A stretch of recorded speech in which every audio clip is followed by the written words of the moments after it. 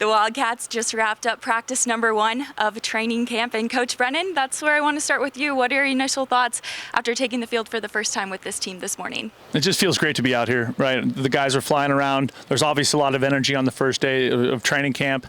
And I think it was fun to see some of those young guys run around and start to get put into the mix a little bit. And obviously that will increase as we go, but it was a great start.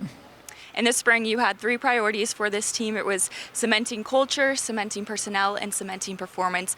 Do these carry on this month into training camp, or do you have new priorities for the team? No, I think we absolutely have new priorities. I think those things are still part of us, right? The personnel thing, like who we are personnel-wise is who we are personnel right now. But in terms of what that personnel looks like on the field, there's obviously a big developmental piece to training camp and developing our depth, and cementing the performance. That's what training camp's for, right? Executing, putting in new schemes, getting everybody comfortable with what we're trying to do in offense, defense, and special teams.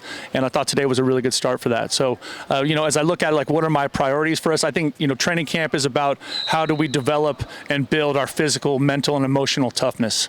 And it was good. We had a good hot day today, so it was a good start to that, building that physical and mental toughness, fighting through the heat, but it was a good start. I loved what you shared earlier this week. You said headed into training camp, you feel like this program is firing on all cylinders right now. You're talking strength and conditioning, academics, community service. For you, what was the highlight of the offseason and the work that the guys were doing off the fild? No, I was just really proud of this team. I think coming out of spring and having the highest team GPA in the history of Arizona football, I give a lot of credit to everybody over in Cats, and they just do a great job of keeping our guys on track and supporting them through their academic journey here at Arizona.